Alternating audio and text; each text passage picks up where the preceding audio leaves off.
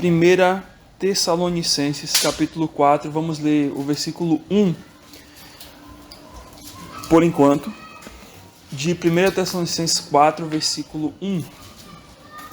E vamos hoje encontrar o último desejo de Deus para o nosso coração dentro do que as Escrituras nos apresentam, dentre os variadas coisas que Deus nos pede aqui dentro das Escrituras, mas selecionei este que para mim, olhando as Escrituras, eu enxergo como também um desejo de Deus para o nosso coração. 1 Tessalonicenses capítulo 4, versículo 1, que diz assim: Finalmente, irmãos, nós vos rogamos e exortamos no Senhor Jesus, que, como de nós recebestes, quanto à maneira porque deveis viver e agradar a Deus, e efetivamente estáis fazendo, continueis progredindo cada vez mais. Finalmente, irmãos, nós vos rogamos e exortamos no Senhor Jesus que, como de nós recebestes, quanto à maneira porque deveis viver e agradar a Deus, e efetivamente estáis fazendo, continueis progredindo cada vez mais. Vamos orar ao Senhor. Senhor Deus, muito obrigado novamente por esse outro culto que o Senhor nos dá agora, nesse instante. Já passamos pela escola bíblica e agora temos este culto do qual podemos todos juntos ouvir a Tua palavra. O Senhor já vai trabalhando no nosso coração, preparando o Senhor, porque realmente Ele é mau, Ele é pecador. Ele, Deus, se não é a Tua graça, a Tua misericórdia, Ele iria correr, iria buscar tantas coisas que não Te agradam, que não são o desejo de Deus, o desejo do Senhor para o nosso coração. Então que realmente, Deus, o Senhor já vai trabalhando com a Tua palavra, que ela realmente vai alicerçando, Deus, nosso coração, de uma maneira em que tudo que possamos viver daqui para frente possa ser baseado, Deus, nela. Que as colunas que possamos construir dentro do nosso coração sejam colunas que estão firmadas, Deus, nessa Tua palavra e neste desejo que o Senhor tem para as nossas vidas, como nós vamos ler hoje. Em nome de Cristo nós oramos a Ti. Amém. O primeiro desejo de Deus para o nosso coração que nós estudamos é, alguém se lembra? A satisfação em Deus. Em Deus. Essa alegria, estar alegre, na pessoa do nosso Deus, nosso grandioso Deus.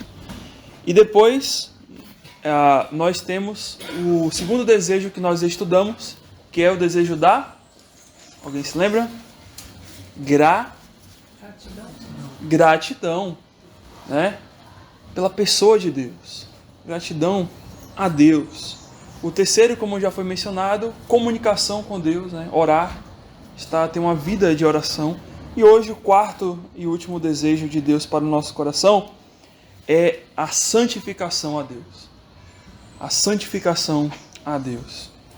Certamente, irmãos, ao ler a carta de 1 Tessalonicenses, e aí eu desafio a que você possa fazer o seu devocional quando o seu outro devocional terminar, tá? Você vai para 1 Tessalonicenses, tá bom? Aí a pergunta é, você está fazendo devocional? Aí, esse é o primeiro ponto, né?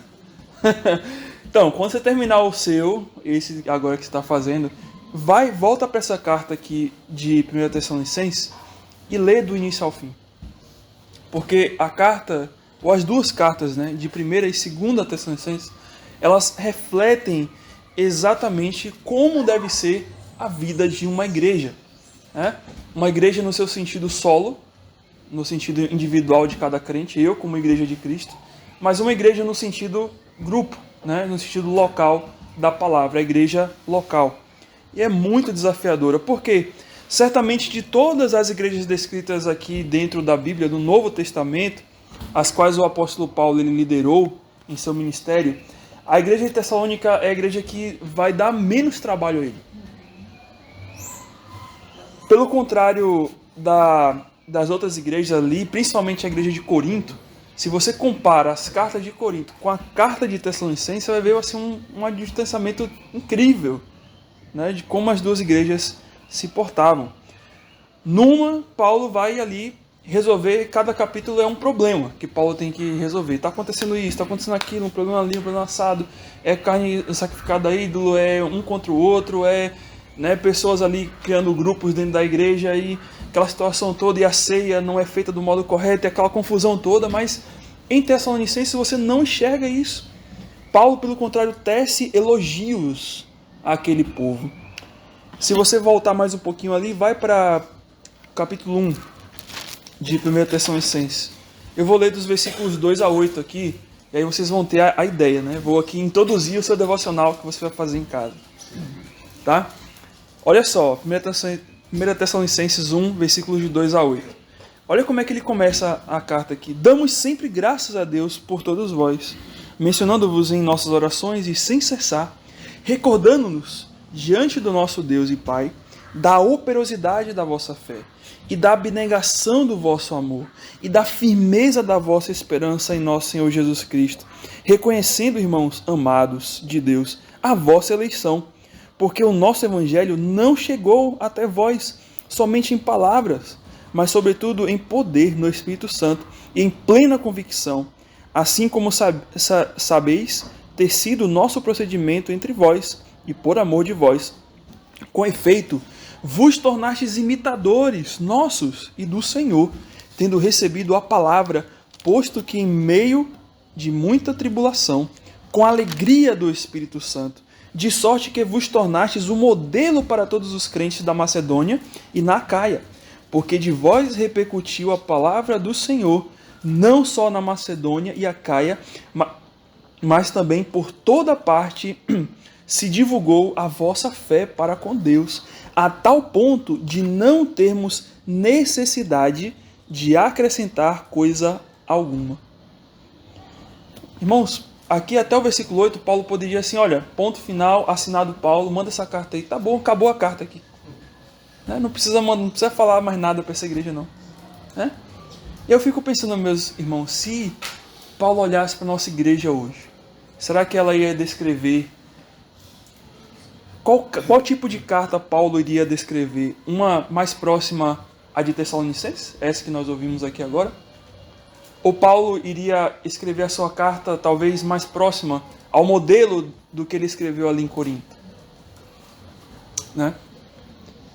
Irmãos, se você olha, e voltando aqui para a igreja de Tessalonicenses, você percebe exatamente que Paulo olha para aquela igreja e fala assim, olha, vocês, realmente aquilo que eu prego, vocês estão vivendo. Então, puxa, não há maior alegria para um pastor de ver isso, né? É o que Paulo está falando. Estou tão alegre, estou tão, como ele começa ali a carta, eu dou graças a Deus e menciono vocês sem cessar nas minhas orações, porque eu vejo tudo isso que Deus tem feito na vida de vocês, de como o Evangelho chegou a vocês, em meio às muitas provas, mas como esse Evangelho tem crescido no meio de vocês. E vocês têm visto o poder de Deus. Então, aí você fala assim, pastor, mas beleza, mas os irmãos em Tessalonicenses talvez eram ricos, né? Talvez tinham tudo certinho no seu dia a dia, não tinha problemas, né? Eles tinham boa saúde, não tinham dificuldades nenhuma. É por isso que eles faziam tudo isso, pastor. Errado. Como eu mencionei, como eu acabei de mencionar, o versículo 6 vai dizer que como foi que a palavra chegou para eles? Com efeito, vos tornastes imitadores nossos e do Senhor, tendo recebido a palavra, posto que em meio a muita tribulação. Irmãos, aqui estamos no ano 50 depois de Cristo. E a igreja, a cidade de Tessalônica era uma cidade extremamente comercial, portuária, e passava ali pessoas de várias culturas e credos. Era uma cidade totalmente como qualquer uma cidade grega, o quê? Politeísta. E se você tem uma religião, um grupo que está pregando, olha, não existe nada desses deuses aí, o Deus verdadeiro é... O que eles estavam sofrendo então? Perseguição. Perseguição de ordem mesmo assim de, olha, assassinar, né? matar, de prender. Como a palavra de Deus chega no meio deles, no meio de uma cultura de cultos e práticas idólatras, fortemente politeísta, cheio de imoralidade, porque ainda existia ali a prostituição cultual, né? Então é uma cidade totalmente ali libertina desse ponto de vista, e era nítido o choque entre a vida comum dos ímpios de Tessalônica e a vida dos cristãos de Tessalônica, né? Logo eles sofriam perseguição. E aí se você passa a página, vai para o capítulo 2, versículo 14, você vai ler o seguinte: 1 Tessalonicenses 2,14.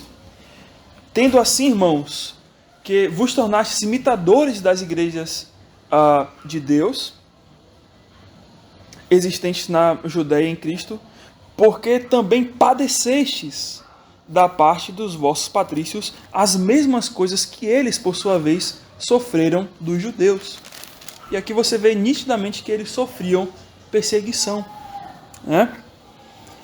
E, irmãos, em nenhum momento, né, se você ler esses relatos aqui do capítulo 1, você não vai ver esse povo murmurando, esse povo triste. Se você pode ler a carta toda aqui de Tessalonicenses, toda, o único problema que você vai encontrar na carta, sabe qual é?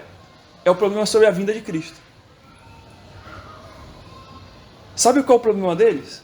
É que eles estavam tão ansiosos pela vinda de Cristo que eles até estavam deixando de trabalhar para poder só ficar ali esperando e almejando pela vinda de Cristo. É o único problema que você encontra aqui na carta que Paulo descreve. Aí Paulo tem que falar sobre a doutrina do arrebatamento e tudo mais, né? Mas vocês percebem que esses irmãos estavam não numa situação favorável, não numa situação boa, mas ainda assim eles continuavam fazendo o quê? Servindo a Deus sem alterar o seu padrão. Servindo a Deus com alegria, com ânimo, com vigor, porque eles tinham essa alegria do Espírito Santo, como nós lemos no verso 6. 5, aliás 6, que fala assim: posto que em meio a muita tribulação, ele continua com a alegria do Espírito. Então eles tinham a alegria do Espírito. Era isso que mantinha a chama deles viva, forte. Era a satisfação que eles tinham exatamente em Deus. E por causa disso, sem dúvidas, meus irmãos, essa alegria que foi produzida pela satisfação que eles tinham em Deus, levava eles a uma vida também de gratidão a Deus. E por fim, uma vida também de oração para com Deus, porque é uma igreja também que orava. E, por último, uma vida daquela igreja, né, naquela igreja de santidade ao próprio Deus. Então, o trabalho de Paulo era mais fácil naquela igreja, porque ao invés dele aconselhar corretivamente, o que é um aconselhamento corretivo? Tem um problema e eu tenho que tratar o problema, né, com a ovelha. Paulo é o contrário, ele faz um aconselhamento preventivo. Ele está falando aqui, olha, eu já preguei a vocês isso, mas continuem progredindo o que vocês estão fazendo, não parem. Então, o trabalho era diferente. Era um trabalho preventivo, né? Continuem, tá, beleza, vai assim que vai dar certo. E aí, finalmente nós nos voltamos lá para o capítulo 4, aquele capítulo que nós lemos agora há pouco, versículo 1. E Paulo, ele vai aqui já prestes a concluir este capítulo, exatamente chamando, né, a exortação àqueles irmãos a continuarem vivendo de modo que devam agradar a Deus. E aí continua os versículos 2 e 3 de 1 Tessalonicenses capítulo 4, dizendo: porque estáis inteirados de quantas instruções vos demos da parte do nosso Senhor, do Senhor Jesus Cristo. Pois esta é a vontade de Deus. E qual é a vontade de Deus aqui? A vossa santificação, que vos abstenhais da prostituição. Mas o ponto aqui é, qual é a vontade de Deus? A vossa santificação. Santificação.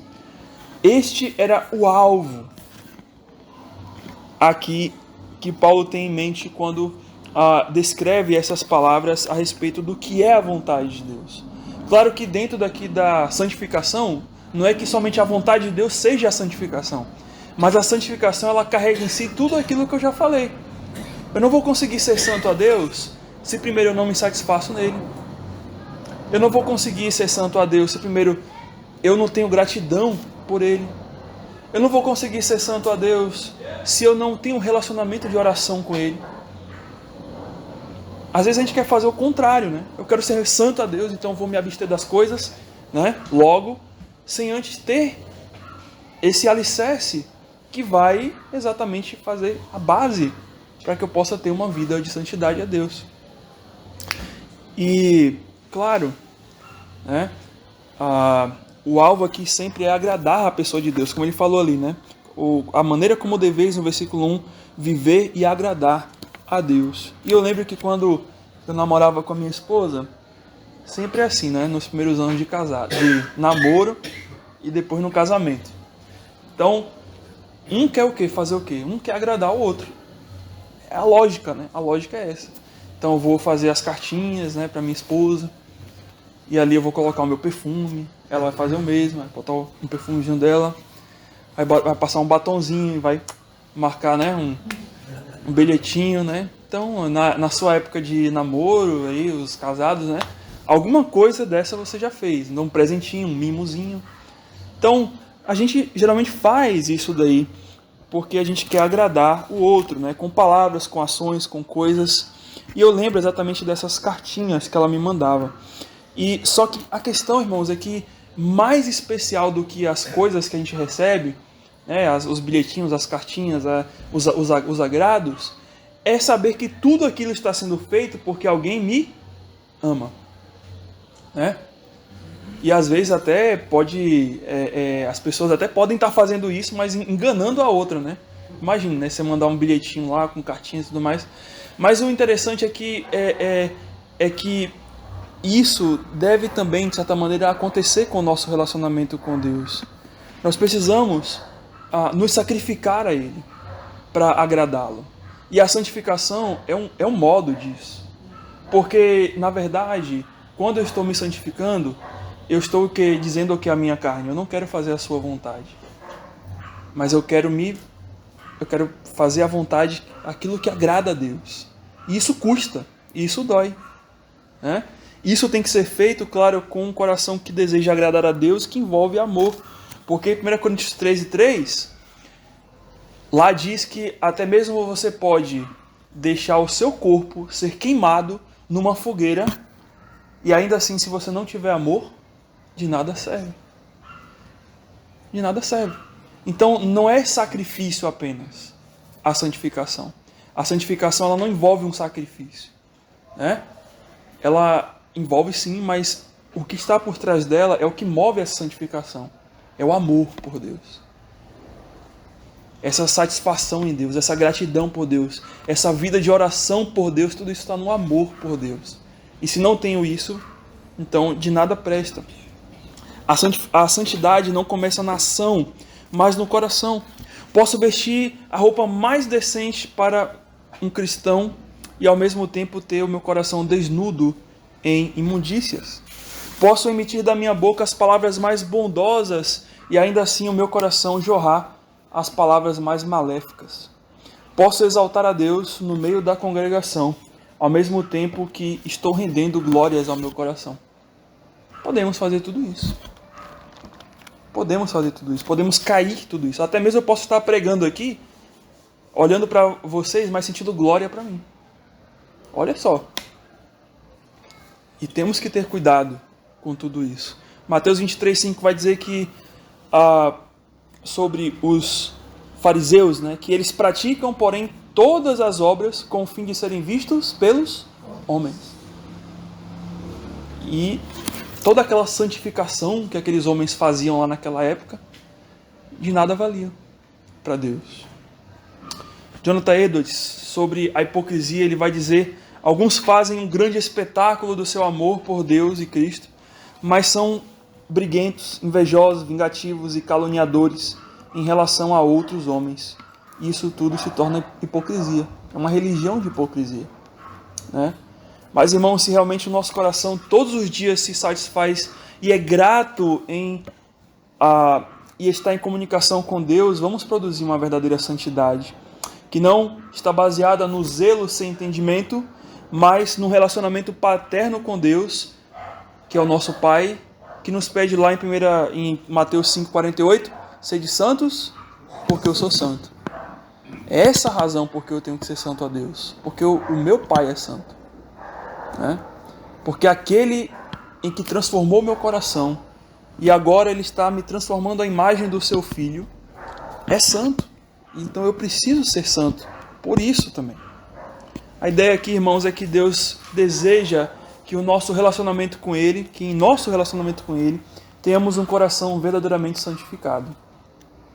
A santidade do modo correto, não a santidade do modo de, não, vou deixar isso, fazer aquilo, não é ações, mas a santidade que parte de um coração que quer mesmo se tornar como Deus é. É isso que é santidade. E quais, então, ações, desse ponto de vista de ter um coração santificado, nós precisamos ter em nosso relacionamento com Deus? E aí nós vamos ver aqui as orientações que Paulo dá nesse texto aqui de 1 Tessalonicenses 4, continuando ali a partir do verso 3 em diante. Primeiro, separe-se radicalmente do pecado.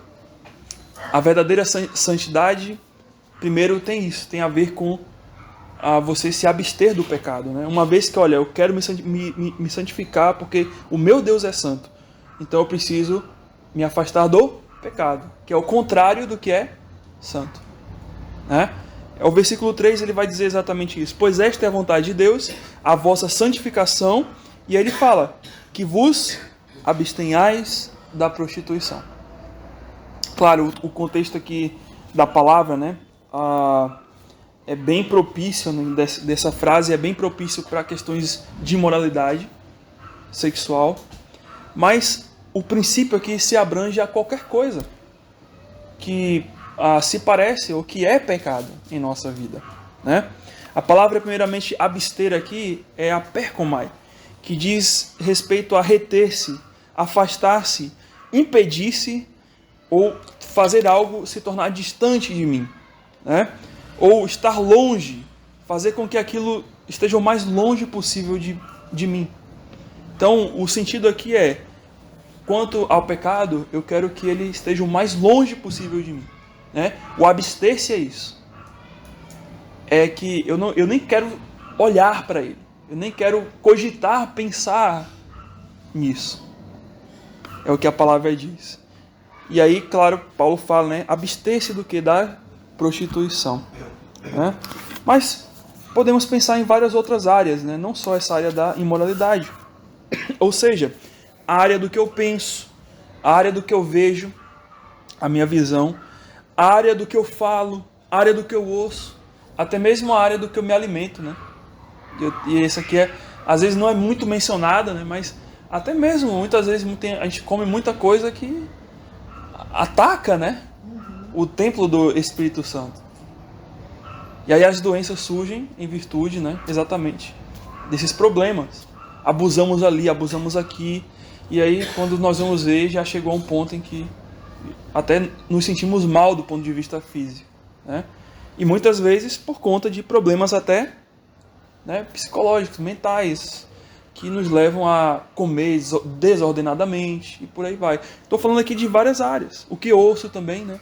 Às vezes, eu estou ouvindo aqui uma música, é do mundo, mas assim, é tranquila, dá para ouvir. Olha, particularmente, irmãos, eu não ouço, tá? Também tem essa discussão, né? Pode ouvir, que a gente pode ouvir a música do mundo? Pode? Olha, eu creio que não.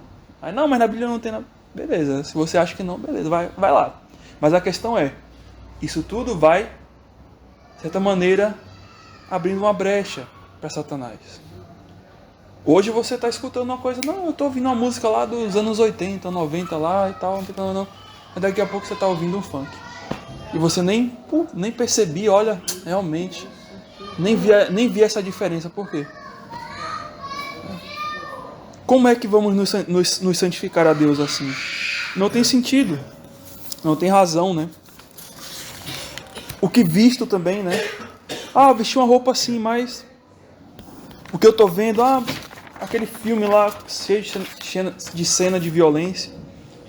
Tem uma cena mais picante, né, do ponto de vista sexual, mas não releva aqui. Não. Então, esse relevar, essas coisas assim, vão nos levando a... né? É como aquela música que a gente ouve, que a gente não quer ouvir, mas a gente fica em nossa mente e a gente vai inconscientemente o quê? Reproduzir. Tudo aquilo que a gente ouve, tudo aquilo que a gente vê, as maneiras, ontem até no estudo do pastor João, né? De maneira inconscientemente, a gente vai reproduzindo coisas que nós vamos vendo e coisas que estão em nossa volta, onde nós moramos. Então nós temos que ter muita cautela com isso, né? Em casa, no trabalho, na escola, seja o que for. Se algo vai ou está me distanciando de uma vida que agrada a Deus, eu devo me separar por completo. Preciso me abster. O próprio Senhor Jesus, em Mateus 5,28, vai usar palavras mais fortes do que essa que Paulo usa aqui. Se o teu olho direito te faz tropeçar, arranca-o, né? Fala assim, passa colírio. É isso que diz lá? Passa um colíriozinho assim, ó, que resolve, né? Não, arranca-o. E ele continua, né? Porque te convém lançá-lo fora de ti, né? Arrancá-lo, que é a mesma ideia de abster, né? Lançar para longe, do que o teu corpo todo seja lançado no inferno. Claro, Cristo aqui está explicando um princípio do ponto de vista evangelístico até, né?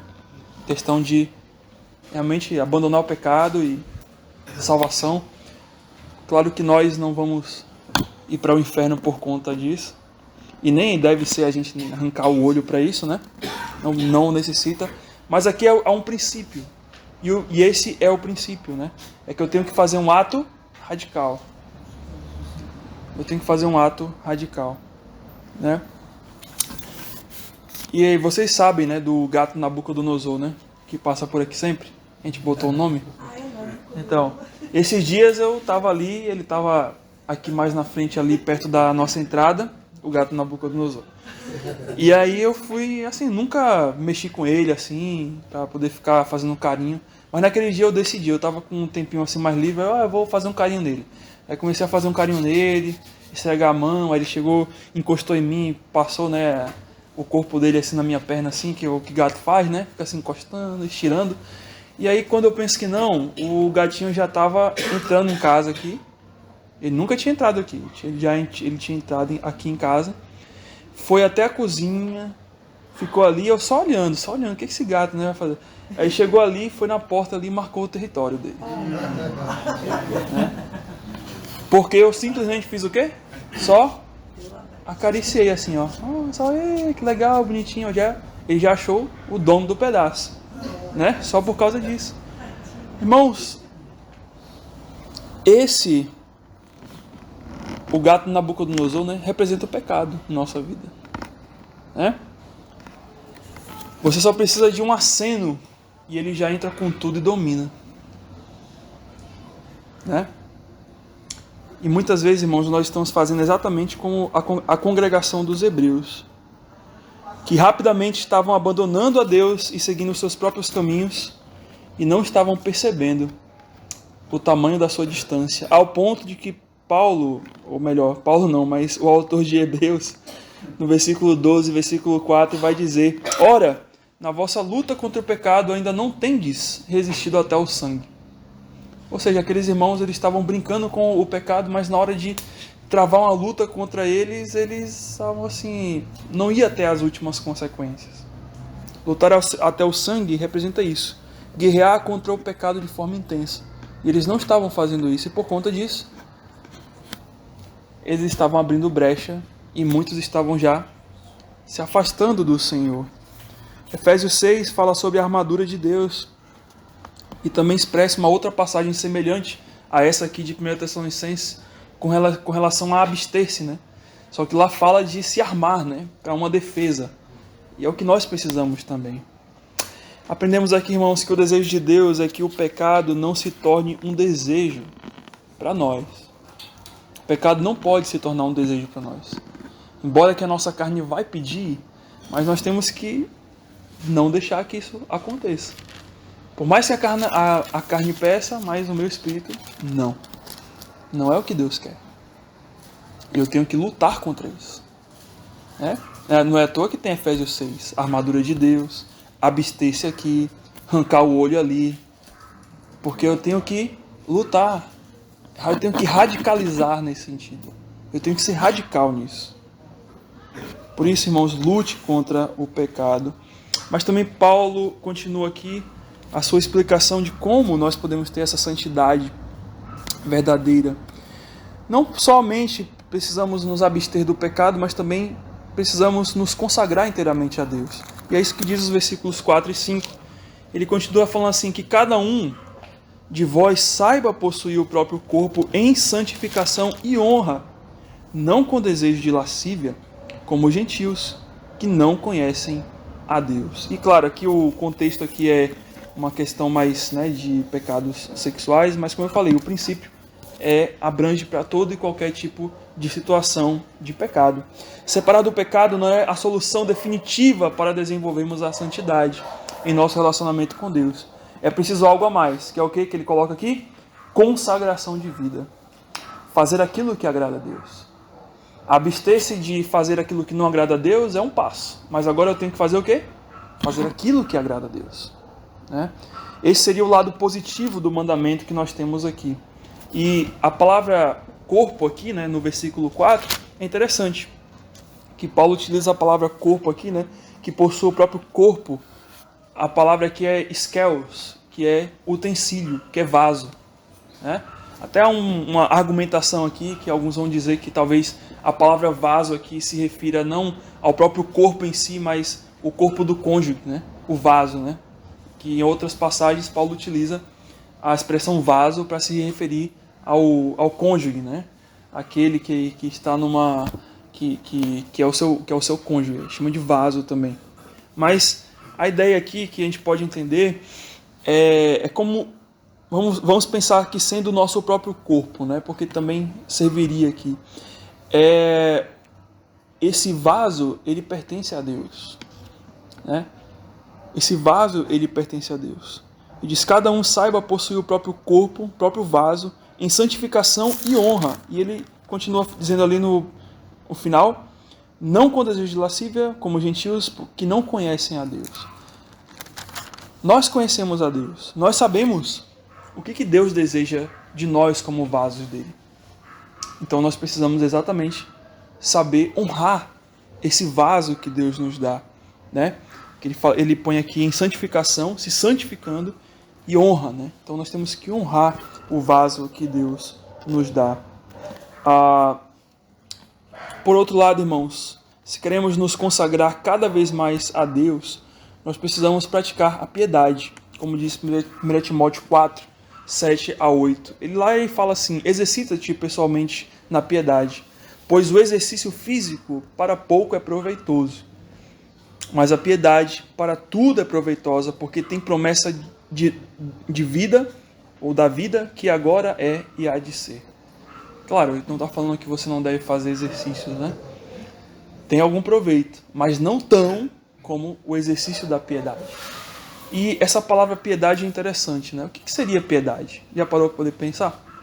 O que é piedade? O que é ser piedoso? Realmente a gente tem aquela ideia de ser piedoso é alguém que vai se compadecer do outro, tenha piedade de mim, tenha dó de mim, A gente pensa muito mais no aspecto de misericórdia dessa palavra. Só que a palavra piedade quer dizer práticas e condutas corretas com relação à devoção a Deus. É isso que é piedade. Piedade é você fazer exatamente o que Deus pede no culto a Ele. É isso que é piedade. E quando a gente fala do culto, não é só isso aqui, tá?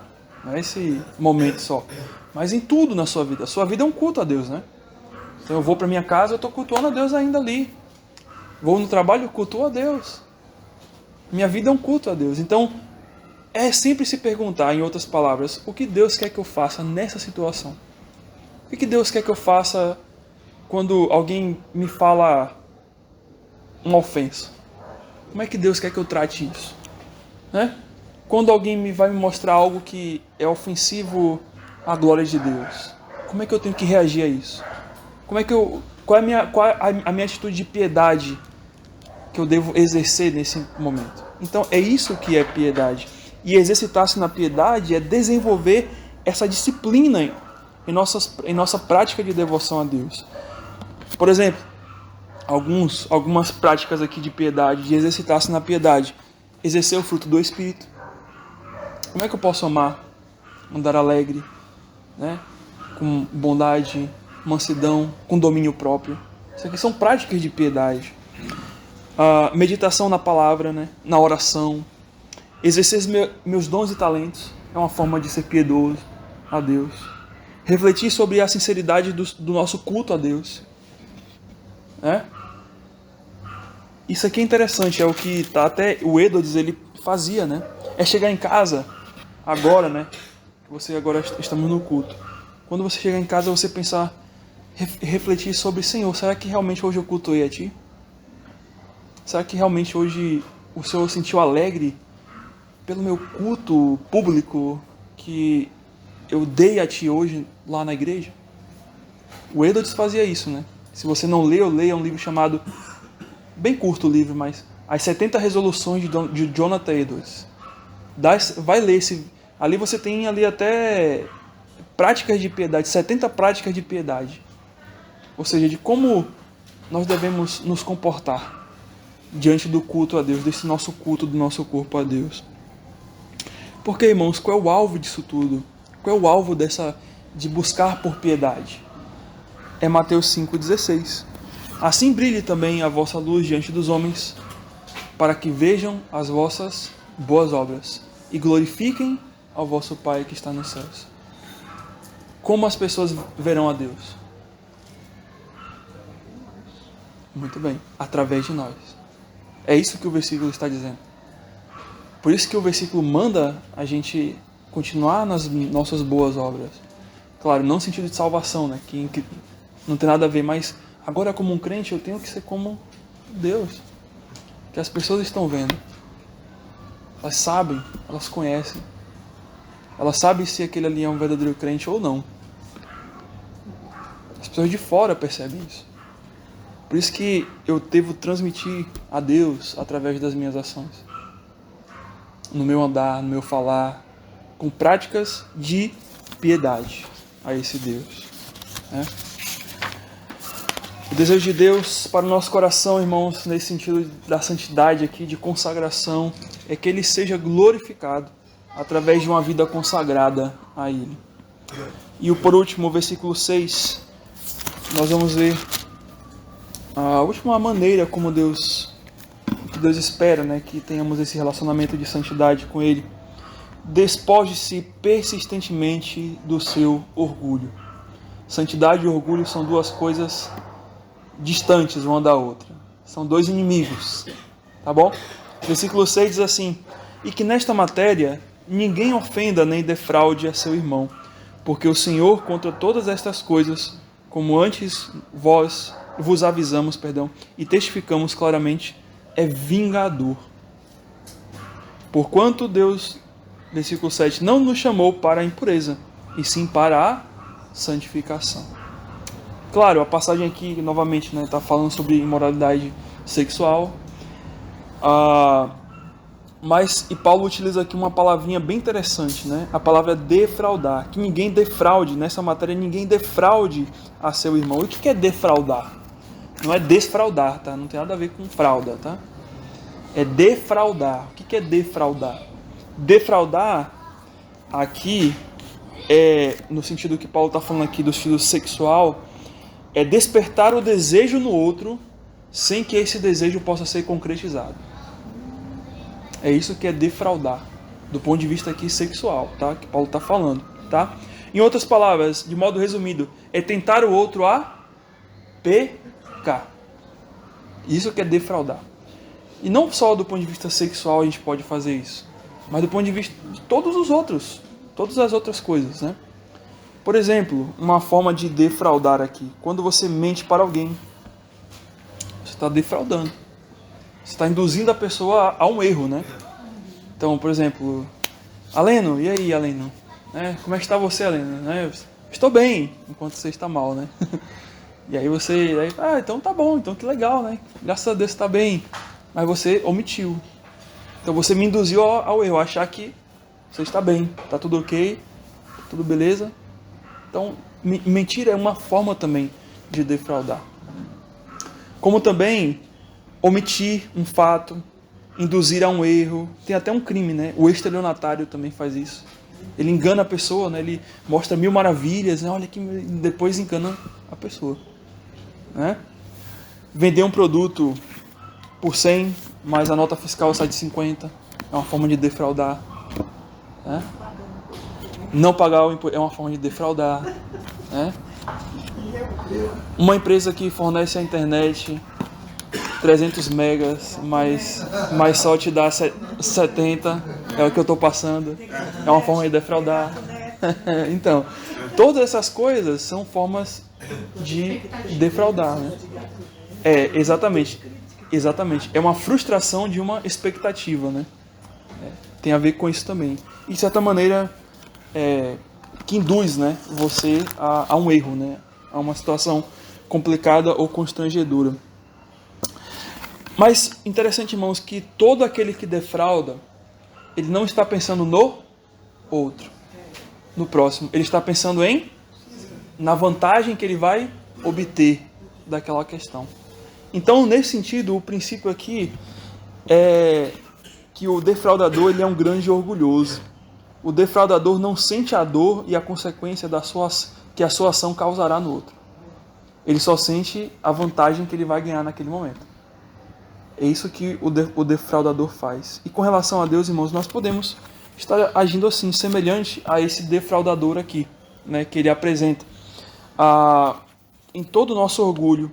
Pois ao pecar nós estamos pensando em nós mesmos e Deus se torna o quê? A vítima principal do nosso pecado. Eu sempre digo, né, já ouvi aqui, já falei já algumas vezes, a primeira pessoa que é ofendida pelo nosso pecado é Deus. Por mais que o nosso pecado envolve outras pessoas, mas a primeira pessoa é Deus. Porque Deus fere a glória de Deus, fere a honra do nosso Deus, né? E é verdade que nós, de certa maneira, tentamos defraudar a Deus, mas Deus nunca é defraudado, né? Porque Ele sabe da nossa intenção, Ele sabe o que está acontecendo em nosso coração. E por isso que no versículo 6, o finalzinho dele, nós lemos o seguinte: nesta matéria ninguém defraude ao seu irmão, porque o Senhor, contra todas estas coisas, como antes vos avisamos e testificamos claramente, é vingador. E aqui a palavra não é uma palavra, como é que eu posso dizer, dura, né, do ponto de vista assim, nossa, Deus, né, vingador, né, como se fosse alguma coisa assim, contrária à lei, né? Não é, tá? Mas o vingador que Paulo coloca aqui não tem nada a ver com a ideia de vingador que a gente pode ter hoje, da nossa mente, né, dos filmes, alguém que vai agir fora da lei para fazer uma justiça fora da lei, né? Geralmente é o vingador que faz isso, né? Ele faz a justiça fora da lei, né? Mas a ideia aqui de Deus é de um vingador que, em sua justiça, faz o que ele falou. Porque note que olha o que Paulo fala. Porque o Senhor, contra estas coisas, como antes vos avisamos e testificamos, do que Deus disse que tem que ser feito e daquilo que não tem que ser feito. Então você sabe aquilo que Deus quer ou não. Então, esse Deus que nós já falamos e nós já orientamos vocês, Ele é vingador. Ele é vingador. Ou seja, irmãos, Deus executará a sua disciplina sobre os que agem assim. Sobre os que vivem deliberadamente sobre o seu pecado, alimentam o seu orgulho, vivem de um modo em que, como cristãos, a sua santidade é manchada. Deus é vingador contra essas pessoas. O orgulho, irmãos, é algo sutil e nós precisamos ter muita atenção a ele, porque ele sempre aparecerá e ele vai trazer sempre outros pecados ao lado dele. O orgulho, ele vai trazer sempre mais e mais pecados ao seu redor. Foi assim com Caim, que matou Abel. Por causa de quê? Porque você aceitou Abel e não aceitou a mim. Feriu meu orgulho. Agora eu vou fazer o quê? Vou matar meu irmão. Por causa disso. Né? E muitos outros pecados que a gente pode encontrar de Davi, de ira, né? Tudo por quê? Porque feriu o meu orgulho.